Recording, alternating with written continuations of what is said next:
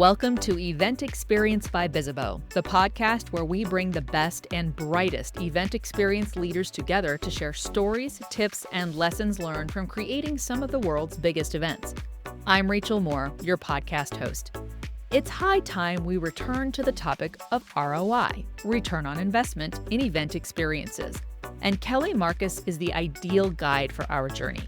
Kelly is the CVO of Hunters Point, and her experience coordinating everything from luxury events to music festivals relies on defining and measuring ROI, incorporating social and public relations into event marketing, and cultivating audience engagement.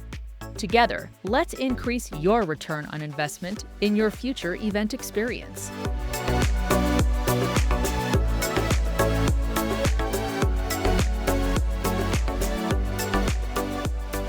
Our guest for this episode of Event Experience brings to you, dear listeners, 30 years of executive event production experience with specialties that include film and theater production. So I find that interesting right out the gate.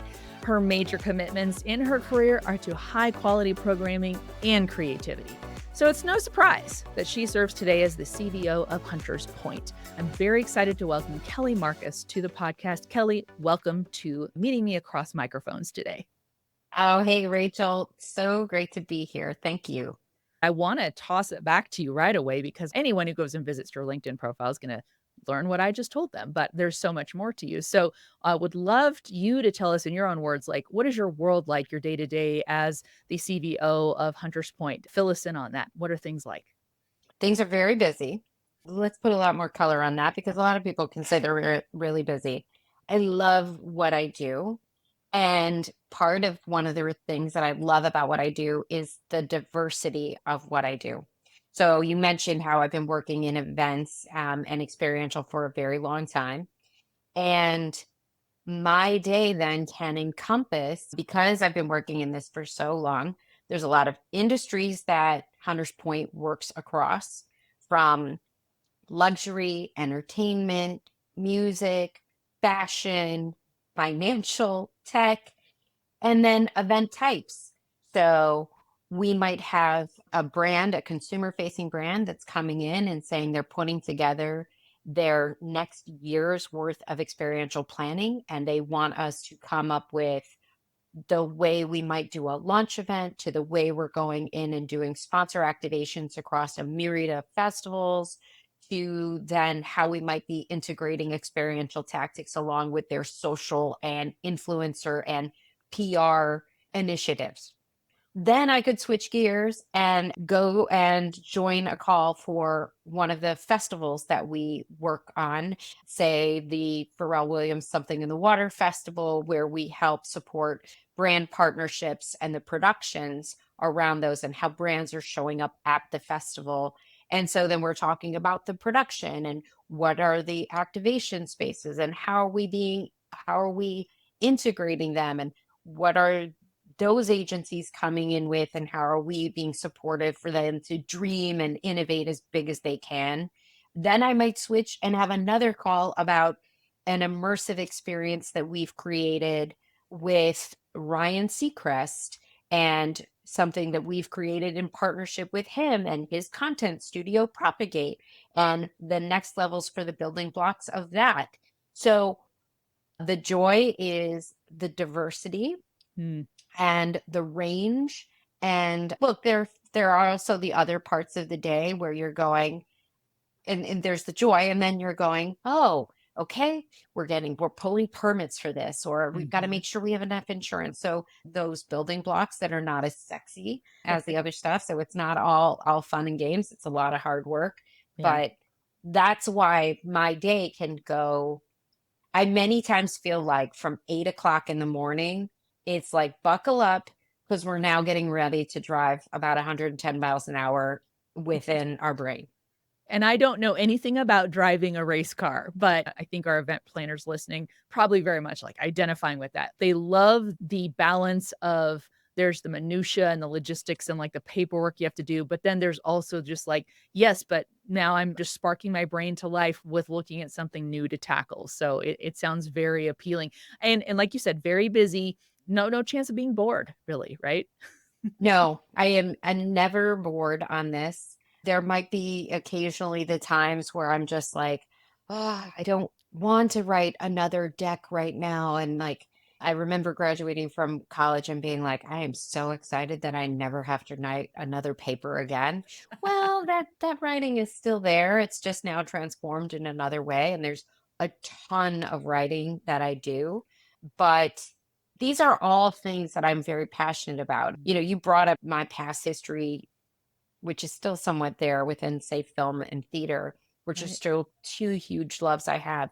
I think the love that I have right now is I always loved dance and art and Mhm. music. I mean, there's just culinary, food and beverage. Who doesn't like food and beverage? This is a life and a career. I always say I have a career. I don't have a job.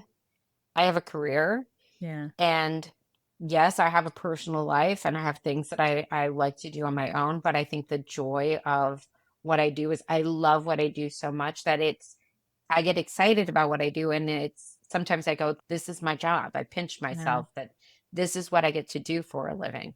Yeah, I imagine that's very relatable, and it does. It sounds like a dream job. We're going to get to know you with some personal questions, and I always just love hearing these different answers from people. What are your go-to on the ground event day shoes of choice? So I actually had flat feet. And long story short is I never should have become a runner, but I became a runner and I used to run 4 to 5 days a week. And long story short is I destroyed my feet. They still look very cute. And part of that is I have some surgeons to thank for that. But I have to be very careful and we are on our feet in doing this work a lot. And this is the joy in living the kind of entrepreneurial, amazing world that we are now living in, which is there have been some companies that have come out. One is called Vionic and one is called Vivaia. And they now make the cutest shoes for all kinds, from sandals to flats to all kinds. And so I will rock out those shoes. I was actually in Nashville just recently. We had a huge activation for BNY Mellon at their annual conference that we just produced. And we're in this massive convention center. And I legit rocked out these cute sandals with 2-inch heels. And I was walking 14,000, 20,000 steps a day, rocked those things out and made it happen. Wow, that's awesome. My daughter has flat feet, so I'm actually going to share those shoes with her too because poor A thing. lot I of people have that, feel right? your pain, feel your pain. Yeah. Is there anything that you're listening to, watching, or reading these days that you can't put down? Ooh, so I definitely will get into the binging. I just completed Drops of God, Mm. which I find I love.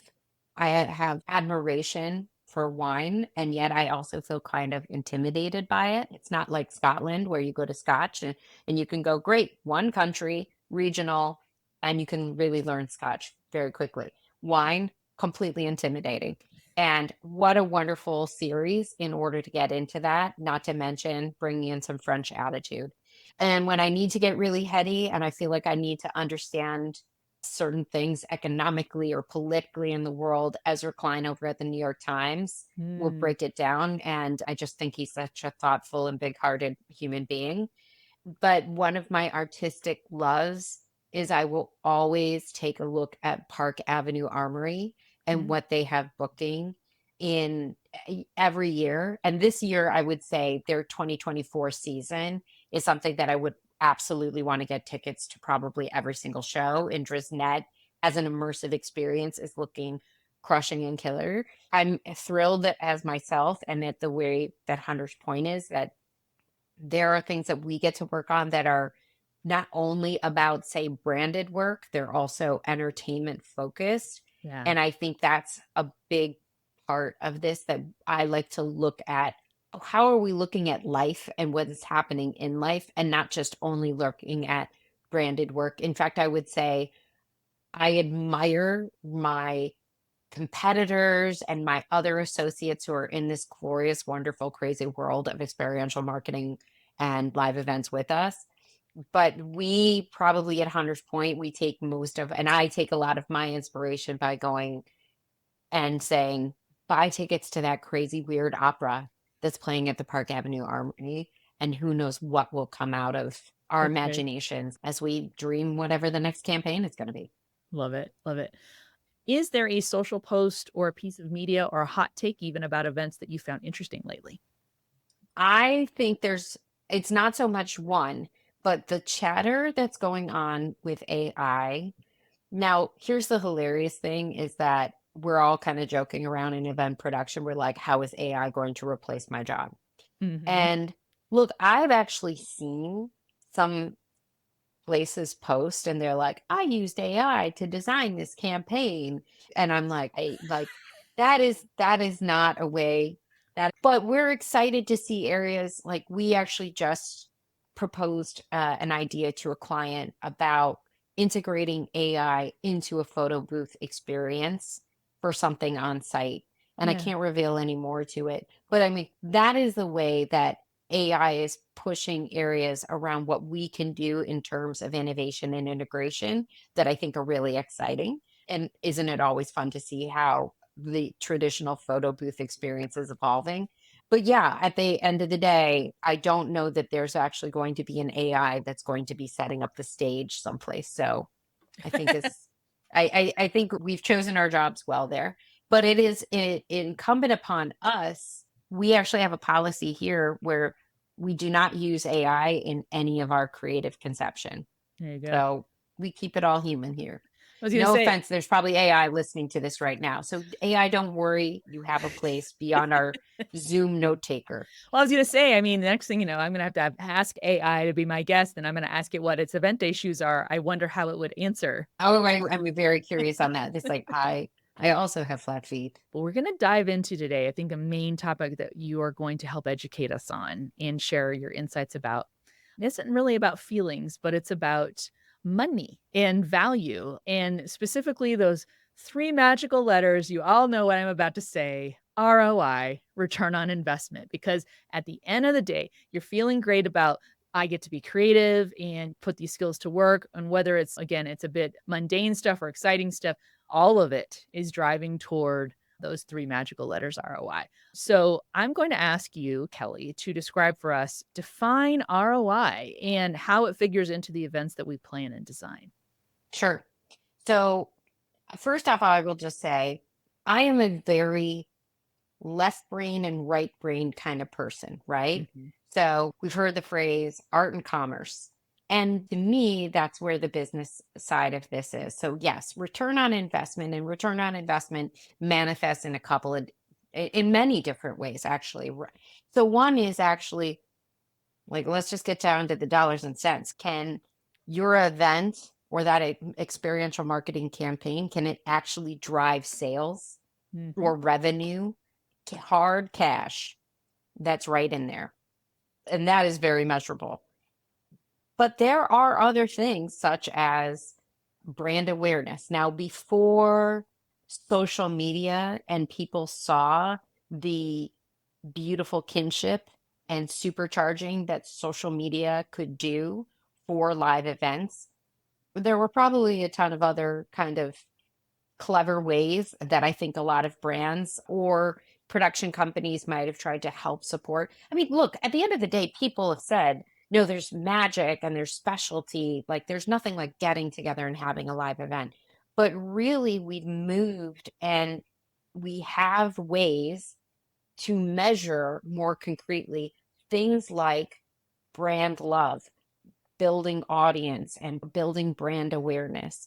Mhm. And while PR has been a constant measure of that, this other piece about truly audience and influencers, micro influencers of transforming a consumer into a brand ambassador, not just influencer and celebrity brand ambassador marketing. These are all part of the ways that there's measurable ways to get into what was your return on investment and what are those goals. And then, of course, you get into the other tangibles, the number of people that are there, the Mhm. sampling that is happening. So to me, ROI, it's first outlining what are those primary goals. And we many times get into that where a client or a partner is coming to us and saying, well, this is our initiative and this is what we're looking to achieve. And this is what success looks like for us. Mhm. we will always, and this is one of the reasons why when I founded Hunter's Point, what did I want to differentiate in the marketplace? And I felt whether I had seen that missing in previous agencies that I had worked at, or media companies, not all, but some, and where I was like, this is actually what I want to be part of the backbone of what we do at Hunter's Point, is to actually say, we're going to go beyond just what you've come to us for and say, okay, you wanted us to build audience. Great. We're going to build audience. We will ask some hard questions and see what we can do to build in more of what we're calling real ROI Mhm. into the events. We can dive down that rabbit hole a lot. Well, I think well, and that's what I wanna dig into is I think you just, referred to it kinda too, that seems to be your philosophy on real event ROI, and I know you've got some more you can share about that too, because, I mean, if we look at it, gathering people for an event is one of the most costly marketing investments, right? So, I definitely wanna hear what your philosophy is on trying to what does real event ROI look like when we consider that it's one of the most costliest? Right. And you bring up a great point, which is when marketing budgets too, you'll know this the really easy and hard way when, I know that sounds crazy, easy and hard way, but let me put it this way. When brands or companies have to retract and they're making budget cuts, Mhm. and if you go out there and you look at a lot of brands and they talk about what 2023 was like, it was a lot more challenging than I know it was a lot more challenging than I thought it was going to be, what a lot of people thought it was going to be. What you could easily see was budgets on events and experiential were getting slashed. And why is that? Why is that when you look at it and you see what's happening within digital or influencer and whatnot? And I always say it's because experiential is the hardest Mm. and it is the most rigorous. And at times, it can be the most expensive. Yep. I mean, I go and look at like some kind of social digital post that happens and how that can be put together and the budget that goes to that, getting together a graphic designer, maybe a copywriter. And look, there's some really savvy stuff out there. But at the end of the day, there's a lot that can be stretched there. Experiential and live events, when done well, are time intensive, and for the dollars, they're tough. And look, we Mhm. have done some projects that are $20,000, $25,000, which is a very low barrier for entry. But we have to be really savvy about how we're spending those dollars. And many times we get clients who are coming in with, they have got even more ambitious goals, and they do have that. It doesn't matter. Every dollar will count. And we have a sense of responsibility for that. And so, therefore, I feel it's imperative for us to say, we know somebody went through a hard decision and they're putting themselves out there to say, we're going to invest in this live event or this experiential campaign. So, we better get as much bang out of our buck for it.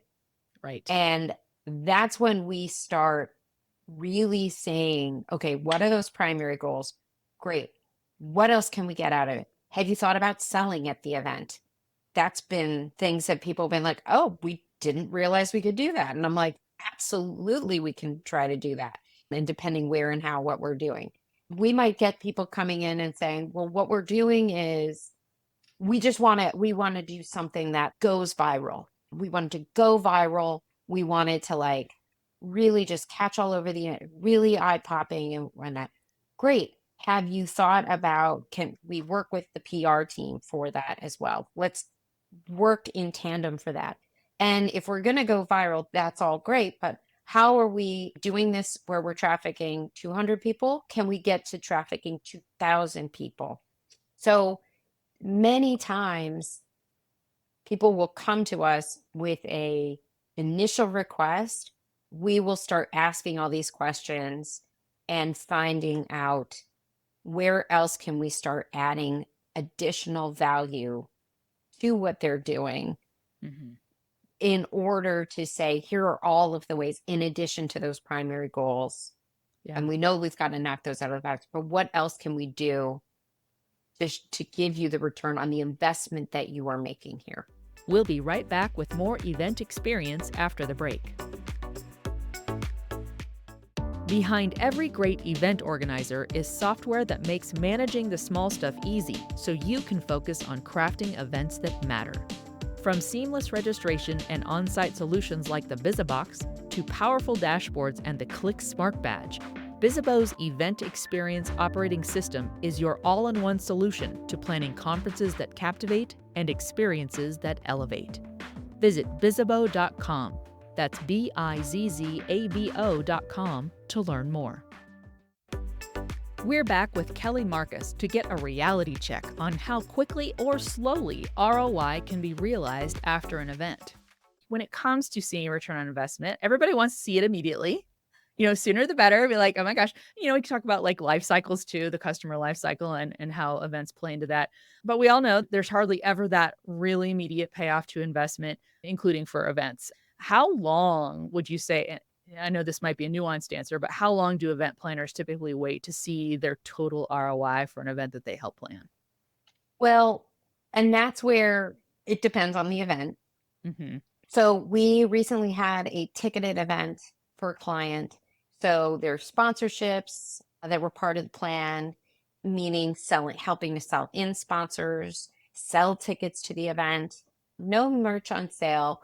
But then the other was, how can we grow the audience, growing awareness, building up the audience on their social channels. So we had, and part of our task was the event marketing for that. So that was within our scope. So from the minute we're kicking off, and actually there's the planning that goes into it, it's preparing to launch, like do the press release, tied in with the social media announcements. And our team was also able to come in and put a bigger strategy around the social marketing in terms of that hadn't been leveraged there. And it's going, let's not just look at Instagram, let's also look at TikTok. Well, we don't have a, TikTok channel and we're not sure that we want to have one. We don't, but actually the exhibitors who are at your event are on TikTok. And here's how you can integrate a TikTok strategy into your own social media strategy. You're not creating a TikTok channel, but you're just leveraging that awareness. So Mm-hmm. what happened is week over week across that 8-week event marketing cycle, you're starting to see that grow. And so every week you're able to come in and see, here's how we grew audience on Facebook, on Instagram. Here are the sponsors that we're able to announce and be a part of this. Here's how we're able to grow and get new members into the organization that signed up. And again, that's all cascading and giving us as event planners the opportunity to measure that sense of awareness, not just awareness, but then so you're getting the media impressions, but also growing actual audience and subscribers in that way. So that helps. Then you get to the next piece, which is your ticket sales. So you're also seeing that. So you're selling those ticket sales. And we've all probably seen what it can be like where ticket sales are happening incrementally.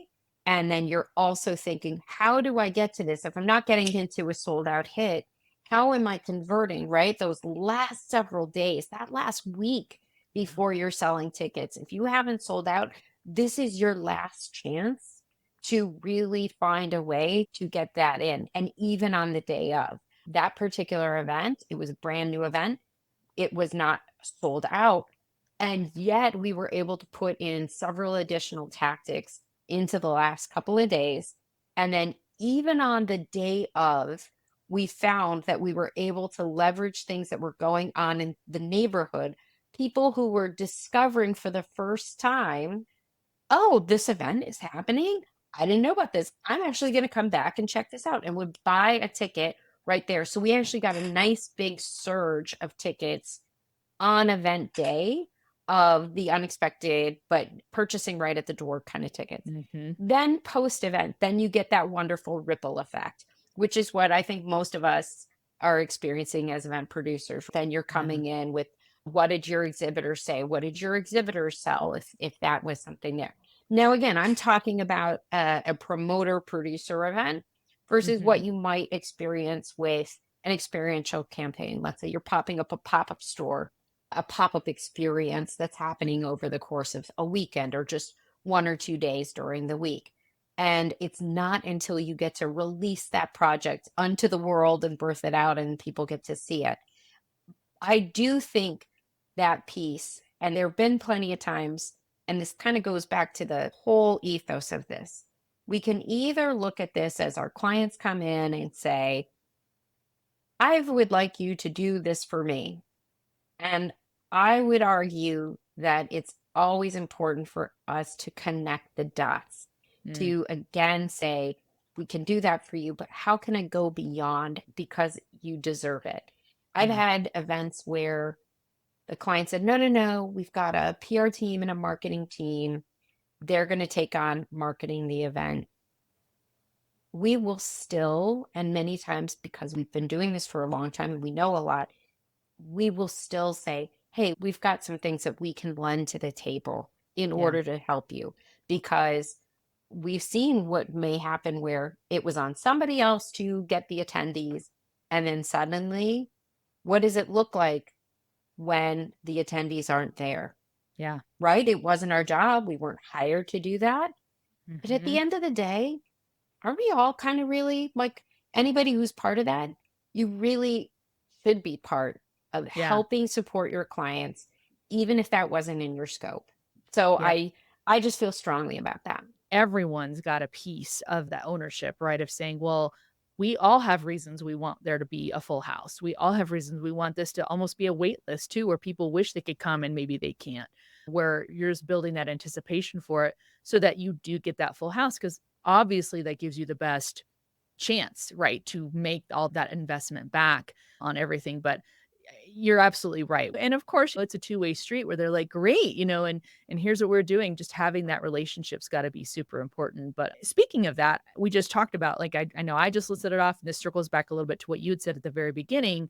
There's the event, but there's all these other kind of campaigns that brands can do. We talked about events being maybe, in many cases, a more expensive kind of investment in a campaign than say if you did, hey, let's go do a growth campaign with Google search ads and YouTube video ads and stuff like that. Can you describe how experiential ROI is different from the ROI you get from more traditional marketing efforts and campaigns? Sure. What I feel with experiential is you're getting to actually interact with real humans as opposed to the amorphous media impression, Hmm. which again, it has its value. And we also count media impressions within our event stats too. So, not looking down on that. But at the end of the day, experiential allows us real opportunities to connect directly with the audience, whether it's a B2B or a B2C audience. And therefore, we're getting real input from as opposed to just certain metrics that might be flying off. And that's one of the reasons why it excites me so much and why I think I've always pursued. I've actually had opportunities where people have said, like, would you consider becoming like the brand director? Mm. And I've stayed in my sweet spot, which is Yeah. I want to stay with events and experiential because I see the value in being able to hear directly and interface directly with a person. That's Mm. what makes, to me, to the point where we were making about before, yes, experiential marketing, pound for pound, is more expensive. But the value, because at the end of the day, things don't buy things, people buy things. And your customers are other humans. And you're not going to get like this is the human experience at Hmm. every sensorial level. And that to me is what is the most effective. And that's why there's been numerous white papers out there by the legendary companies like the Jack Mortons and the WPP conglomerates that have already come out. And we've known for decades that experiential is the most effective form of marketing, regardless of which initiative you're going to. If you want that direct interaction, and any salesperson will say this too, you want to get the person on the phone. You want to get them on a Zoom call, on a demo. You to be able to lock eyes with someone on the screen, even if they don't show their video, but at least you have a real-time interaction. And there's so much more value to that than doing that asynchronous, those asynchronous things, and that the digital campaigns, and where, it's the customer choosing their own adventure to find their way to you, are absolutely still valuable. We're not negating that, but there's just so much more value when you can make that human connection. Now there's an accountability and it's just like, I think about, Kelly, you and I talking on this podcast. We could have just sent you a questionnaire and you type out your answers and then we post that on a website, which we certainly can do. But there's just so much more there when we have your voice telling us this, your own personal experience. It's more real. Well, right. And to that, right. So here's an opportunity for a consumer. We're now in conversation with each other. We are not, this isn't a pitch. That's what a lot of traditional marketing is. It's like, I'm pitching, I'm trying to get your attention, make my argument, and hopefully have been persuasive. And that, when done well, it's wonderful and incredible. And clearly that's at the heart of a lot of marketing. Right. But there is a sweet spot when you get into conversation with a customer, a consumer, an attendee, and that has a transformative way of deepening a relationship between a brand and who's ever on that receiving end. That creates an affinity that I just think is way deeper than that first time, like I'm scrolling through the New York Times and I see an ad. Finally, easiest question of all, where can our listeners find and follow you online? So I'm a total nerd and I love LinkedIn. Love LinkedIn. And I rock out some LinkedIn. It's exciting to also to see how more people are using that platform in order to illustrate more about their values and not just like typical work posts and such. Yeah. It's a great place to support. Also, I'm a big believer it's a world of abundance. So this should be a place where we're also celebrating. Yes, they could be called competitors, but I like to think of them as other businesses, that other associates that work in, and I respect their work and I will happily give them a shout out. And then I've gotten clients from LinkedIn. So, hey, if you're looking to build your business, people, go to LinkedIn. It's a great platform for that. So you can hit me up there. I'll be as friendly as possible.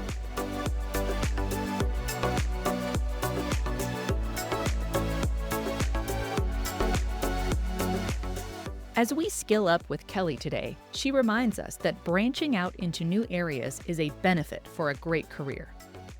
Do not be afraid to dabble around within this.